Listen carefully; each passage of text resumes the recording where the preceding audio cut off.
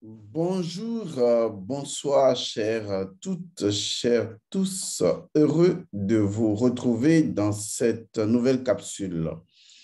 Aujourd'hui, nous allons donc honorer les fêtes qui nous attendent, à savoir la fête de la Nativité et la fête de fin d'année. Il est vrai que ce ne sont pas pour nous des fêtes à dimension spirituelle, mais vu que les choses ont pris quand même de l'ampleur dans cette humanité, sur cette planète, il ne serait pas judicieux de ne pas parler justement de la fête de Noël et en l'occurrence des dispositions que vous pourriez prendre si vous vouliez vraiment profiter de cette énergie de fin d'année et entrer dans l'année nouvelle. Lorsque l'on parle souvent de la fête de Noël, on l'attribue immédiatement à cet enfant Jésus. Et donc, on parle de la naissance de l'enfant Jésus. Alors qu'en réalité, la fête de Noël, ou Noël tout simplement, qui remonte avant, à une période, à une époque avant même la venue de Jésus, est considérée comme un cheminement initiatique de l'âme. Vous savez, toute la spiritualité repose sur les pérégrinations de l'âme dans le monde d'en bas. Dans la tradition animiste africaine, on considère que l'âme vient de loin. C'est pourquoi dans certaines langues africaines, l'âme désigne celui qui vient de loin. Et donc, l'âme est une unité de conscience en mouvement qui vient mouvoir la matière et lui attribuer naturellement une conscience. C'est pourquoi on trouvera que le mot âme, qui signifie justement cette unité de conscience qui anime la matière et lui prête une certaine vie, aura une compréhension dans toutes les traditions. Donc là où il y a mouvement, il y a forcément cette unité de conscience qu'on appelle l'âme. L'âme, donc, est cette unité, cette énergie, cette entité qui fait mouvoir les choses. Parce que justement, contrairement à l'esprit qui est transcendant, l'âme est directement immanente et donc l'âme pénètre toutes les structures. L'âme est ainsi considérée comme une messagère de l'esprit qui doit permettre à notre corps de pouvoir être orienté. Donc, à travers l'âme et sa relation avec le corps via le sang, l'esprit fait une expérience. Donc, il est important de comprendre que le principe de la nativité, qui est en relation également avec notre propre naissance, doit être également perçu comme une forme de naissance spirituelle. Donc, la venue de Jésus ou le principe de nativité doit être considéré comme si notre âme était enceinte de l'esprit et donc doit accoucher de l'esprit. Et ça, très peu de personnes le perçoivent.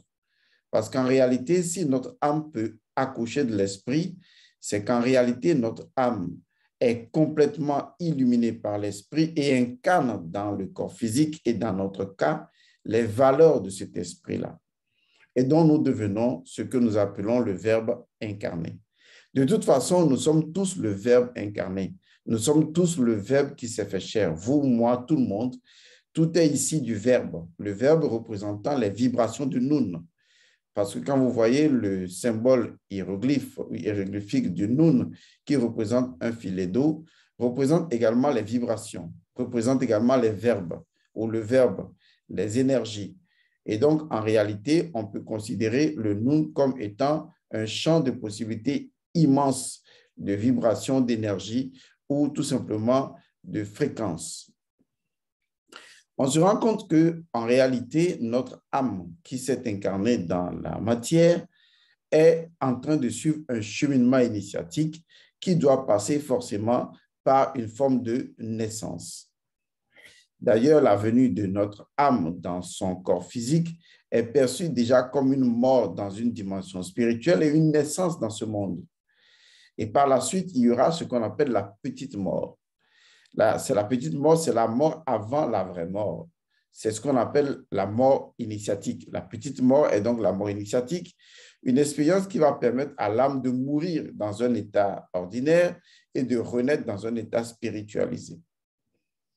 Ainsi, l'âme va devenir consciemment la messagère de l'esprit et naturellement s'investir du pouvoir de l'esprit, incarner l'esprit et véhiculer l'esprit directement dans son noyau central et dans le corps. On dit alors de l'individu qu'il est un homme spirituel parce qu'il est en mesure de convertir l'esprit à travers son âme dans le corps physique ou dans les réalités tangibles. C'est également un élément magique puisque tout cela, c'est fondamentalement de la magie. Et donc, pour nous, Noël représente cette instance où l'âme prend en charge sa propre destinée, où l'âme décide justement de renaître. L'autre dira simplement que ce qui est né de l'eau, ce qui est né de l'eau est chair, ou ce qui est né de la chair est chair, ce qui est né de l'esprit est esprit, où il faut naître d'eau et d'esprit. Et ça, on le lit également dans les évangiles ou dans les écrits religieux. Ce qu'il faut garder à l'esprit, c'est qu'à chaque fin d'année, nous devons faire un grand pas. Un pas pour ne pas dire un saut très important. Et ce saut, c'est celui de nous réconcilier avec notre âme. Il est très important de comprendre cette démarche. Parce que si nous ne nous réconcilions pas avec notre âme, il nous sera difficile justement de vivre l'expérience ou l'impérience de cette nativité-là. Parce que notre âme est remplie de multiples personnalités. Notre âme est devenue disparate. Parce que notre âme renferme une quantité d'entités, c'est-à-dire par le fait que notre âme relationne avec le corps et donc relationne avec un certain nombre de choses matérielles, l'âme va créer en son sein, de par ses multiples relations, ce qu'on appelle des habitudes. Ou si vous voulez, des caractères. Et donc, ces habitudes, voire ces caractères, sont en réalité des entités ou des énergies qui possèdent leurs propres lois et qui viennent conditionner maintenant notre âme. Et donc, notre âme peut développer des vices, comme par exemple la colère, la gourmandise ou la peur ou l'avarice ou la vanité. Ça veut dire qu'à l'intérieur de notre âme, eh bien, il se trouve des entités ou des énergies qui possèdent une certaine récurrence, ces énergies qui possèdent des caractères, ces énergies qui se sont complètement un peu comme stigmatisées, qui ont développé leurs propres lois, eh bien, ces énergies vont obliger, disons, non seulement notre âme, à fonctionner d'une certaine manière, va obliger également notre corps à obéir à un certain nombre de dispositifs de déséquilibre. Et donc, si vous regardez votre vie aujourd'hui et vous constatez que vous souffrez de ces défauts psychologiques et que vous n'arrivez pas à vous en défaire, c'est tout simplement parce que ces défauts psychologiques possèdent ce qu'on appelle leur propre loi au sein de votre âme. Et tant que c'est à l'intérieur de votre âme ne peut rien faire du tout. En ce sens que vous-même, en tant qu'individu, c'est-à-dire dans le corps physique, vous êtes assujetti à votre âme et que votre âme, qui n'est pas éveillée, ne peut pas s'en défaire par elle-même, votre âme subit cette loi. C'est comme les personnes qui meurent. Quand des gens meurent, les défauts psychologiques qu'ils avaient, ces personnes les reproduisent après leur mort. À moins que ces personnes arrivent à un moment donné, dans l'au-delà ou après le corps, à se réconcilier avec leur âme. Donc, il est important dans ce cheminement de l'âme, il est important de comprendre que la fête de nativité a une importance capitale, celle d'aller à la rencontre de notre âme. Parce que si nous allons à la rencontre de notre âme, il va renaître de notre âme un certain enfant, une certaine innocence. Parce que l'enfant, il faut le voir toujours comme étant le principe de l'innocence, le principe de la purification ou de la pureté. Ce qui veut dire en clair qu'en allant à la rencontre avec notre propre âme, eh bien, nous allons suivre certaines étapes pour pouvoir faire renaître notre âme à sa propre innocence. Et c'est là que nous allons comprendre ce qu'est le principe de la nativité, ce qu'est donc Noël. Parce que pour beaucoup de personnes, Noël signifie organiser les enfants, leur donner à manger, fêter, s'amuser. Mais ce n'est pas vraiment cela. C'est beaucoup plus que ça. C'est un cheminement initiatique. C'est l'âme qui va à sa propre rencontre. C'est l'âme qui décide de retrouver son innocence. Et pour retrouver son innocence, l'âme doit se rencontrer. Et l'âme doit se réconcilier avec elle-même. Et vous devez vous réconcilier avec votre âme. C'est une autre façon de le dire. Quand je dis que l'âme va se réconcilier avec elle-même, c'est une autre façon de dire que vous allez vous réconcilier avec vous-même. Mais quand on le dit de cette façon, l'âme va se réconcilier avec elle-même, c'est plus profond. Parce qu'en réalité, les éléments disparates de l'âme, qui sont en fait ce que j'appelais tantôt les entités qui possèdent votre âme et qui ont leur propre, disons, loi ou leur propre récurrence, il faudra à un moment donné se rencontrer dans son âme. Vous voyez, les expressions sont là. Se rencontrer dans son âme et donc faire acquérir à votre âme une plus grande conscience, donc se rencontrer. Car toute rencontre est l'acquisition d'une plus grande conscience. Parce qu'une fois que vous vous rencontrez, cela fait un peu comme de l'addition de vous à vous. Et donc, cela génère une certaine prise de conscience. Donc, cette rencontre-là de vous à vous va permettre à votre âme, par l'effet miroir, par cette réflexion, va permettre à votre âme de se pardonner elle-même, de se retrouver. Les retrouvailles, bien sûr, pour rappeler des paraboles de retrouvailles qui sont donc dans les évangiles, un peu comme les retrouvailles, un peu comme l'enfant prodigue qui retourne à la maison de son père. Donc, il y a une partie de votre âme qui est toujours, disons, périphérique au noyau même de l'âme. C'est pour cette raison que la périphérie doit revenir au centre. C'est pour cette raison justement que l'atome ou le noyau ou l'atome central de votre âme, qui est toujours la conscience primordiale de votre âme, qui transcende la matière, qui est naturellement incorruptible, mais qui peut vivre les illusions de corruptibilité avec sa périphérie ou de façon périphérique, eh bien, le noyau et la périphérie doivent se rencontrer inéluctablement. Et c'est cette rencontre avec vous-même qui va être initiée par vous, cette démarche initiatique qui va vous conduire justement à retrouver votre innocence. Car votre âme, en se rencontrant, doit se pardonner à elle-même. Votre âme, en se rencontrant, doit s'accepter elle-même. C'est très important à comprendre parce que quand les individus dans leur âme ne se rencontrent pas, quand l'âme ne rencontre pas l'âme, quand l'âme ne se rencontre pas elle-même, il n'y a pas un éveil, il n'y a pas, disons, il n'y a pas pardon, il n'y a pas réconciliation, il n'y a pas retrouvaille. Donc, il n'y a pas forcément, disons, innocence, il n'y a pas purification. Donc, la fête de la nativité veut dire simplement que votre âme doit tout simplement renaître. Si votre âme doit renaître, elle doit se retrouver, elle doit se rencontrer elle-même. Pour que votre âme se rencontre, il y a plusieurs techniques pour y arriver. Et l'une des techniques se retrouve naturellement dans le livre que vous avez, le livre de Rafeza.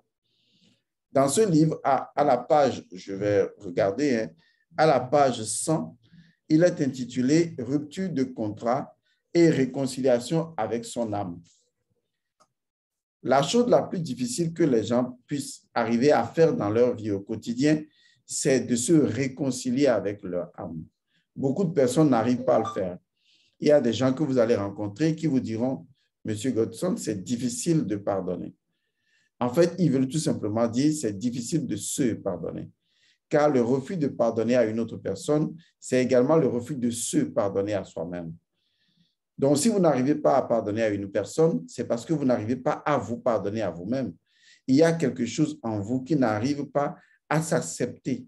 Et tant que vous n'allez pas vous accepter à cette dimension, vous n'allez pas pouvoir accepter les autres et leur pardonner.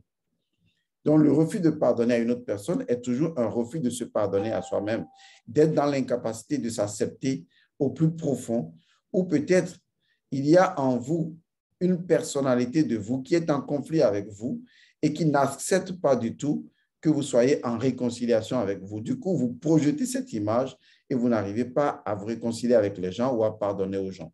Il y a des personnes comme ça qui n'arrivent vraiment pas à pardonner, même si ces personnes disent « moi, j'ai pardonné ». Parce que la blessure est beaucoup plus au fond. La blessure est dans l'âme. C'est justement pourquoi l'âme doit se rencontrer, parce qu'en se rencontrant, elle va cicatriser ses blessures. Et la seule énergie qui va le faire, c'est l'énergie du pardon. Or, le pardon est le véhicule qu'emprunte l'amour. Et je vous ai déjà dit que le sang et l'amour sont très liés ensemble. Et donc, lorsque vous voulez vous réconcilier avec votre âme, vous pouvez utiliser cette technique qui se trouve dans le livre Rafeza. Et cette technique est intitulée « Rupture de contrats et réconciliation avec son âme ». Et là, on vous donne une technique extraordinaire qui vous permet justement de vous réconcilier avec votre âme, mais à travers le sang. Vous savez, le sang que vous avez contient une infinité d'informations. En l'occurrence, les informations du passé, avec lesquelles vous n'êtes pas forcément en harmonie.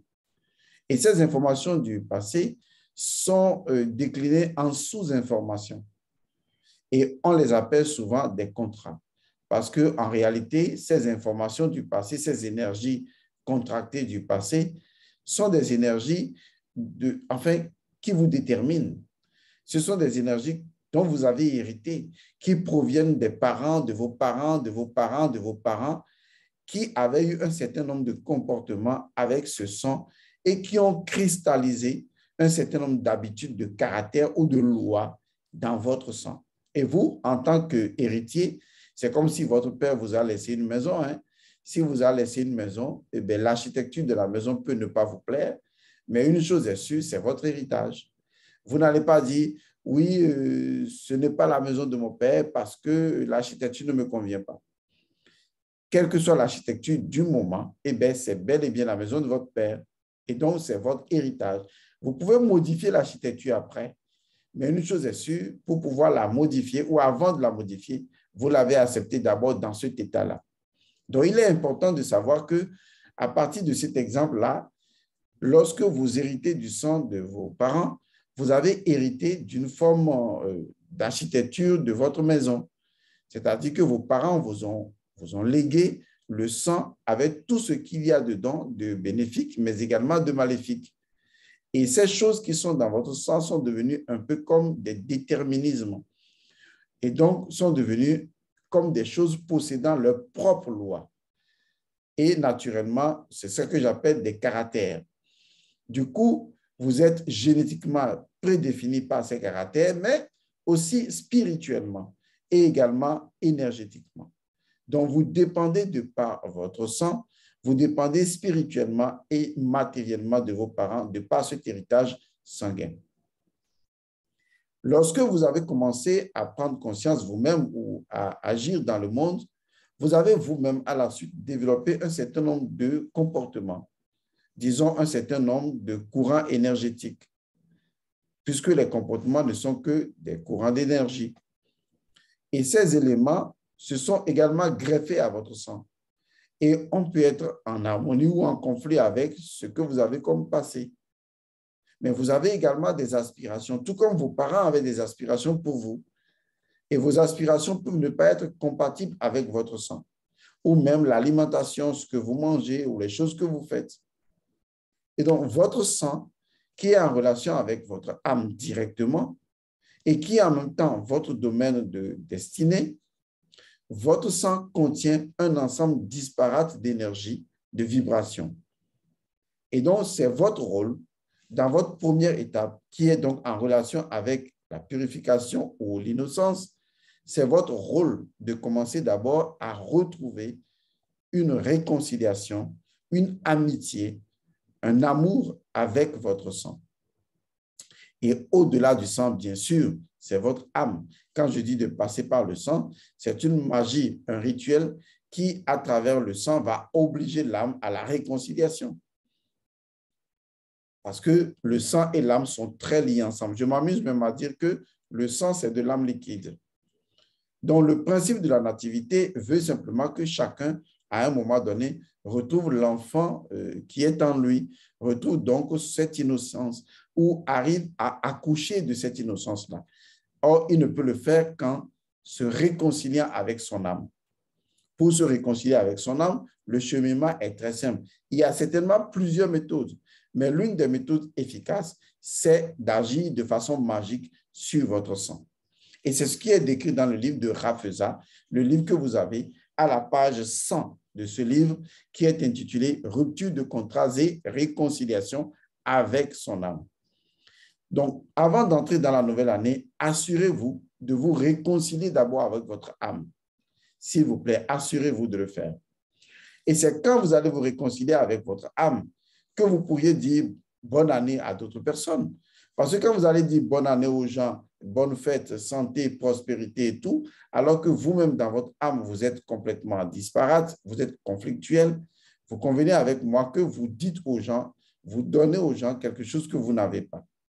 Alors que vous devez donner aux gens quelque chose que vous avez. Si vous souhaitez que les valeurs spirituelles s'imprègnent dans votre âme, le chemin est simple. Vous devez amener votre âme à se réconcilier avec elle-même. Vous devez amener votre âme à se pardonner à elle-même et vous devez amener votre âme à retrouver l'amour avec elle-même. Et pour ce faire, l'une des techniques essentielles, c'est justement celle-là, à savoir rupture de contrat et réconciliation avec son âme. Alors, si vous voulez vous réconcilier avec votre âme, eh bien, vous trouverez la technique dans le livre Raphesa à la page 100 de ce livre. Je fais cette vidéo et je m'adresse directement à ceux qui sont dans Raphesa. À ceux qui sont dans Raphesa, un instant, excusez, à ceux qui sont dans Raphesa. Alors, si vous êtes dans Raphesa, eh bien, vous allez recevoir dans le groupe de Raphesa ou dans les groupes de Raphesa, vous allez recevoir un lien Zoom. Un lien Zoom qui va vous être envoyé dans la journée d'aujourd'hui. Et ce lien Zoom sera intitulé « Comment se réconcilier avec son âme ». Et nous allons donc parler de cette technique-là. Je vais vous expliquer en long et en large le contenu de cette technique. Je vais vous parler en long et en large de cette technique qui est intitulée « Rupture de contrat et réconciliation avec son âme ». Et je voudrais que, à partir donc du 24, puisque je vais mettre le lien dans le groupe de Raphesa ou les groupes de Raphesa, et notre conférence, notre rencontre se fera simplement le 24 et le 24, je crois que c'est un vendredi. On fera notre rencontre Zoom le 24 et je vous dirai exactement ce que vous devez faire de la nuit du 24 au lendemain du 25. Est-ce que vous voyez? C'est-à-dire le 24 à minuit, qu'est-ce que vous devez faire? Eh bien, c'est ce que nous allons voir à travers le lien Zoom que je vais vous envoyer. Et nous allons donc enseigner, nous allons discuter de comment se réconcilier avec son âme avant d'entrer dans la nouvelle année et surtout avant de passer donc ce que j'appelle la fête de nativité. Parce que cette rencontre avec votre âme inaugure une rencontre ou les retrouvailles avec le principe de l'innocence, de la pureté, de la purification, etc. Donc, le lien va se retrouver dès aujourd'hui dans votre groupe, vous qui êtes dans Raphesa, et le vendredi, n'est-ce pas, à partir donc de 19 h, nous allons faire cette expérience commune ensemble. Je dis bien, vendredi à partir de 19 h GMT, nous allons faire cette expérience ensemble, expérience qui consistera justement à partager avec vous une technique, comment se réconcilier avec son âme, comment vous devez faire cette technique le soir du 24 au matin pour que vous vous incarniez justement ou que vous vous insérez justement dans l'énergie de la nativité qui aura lieu justement du 24 au 25.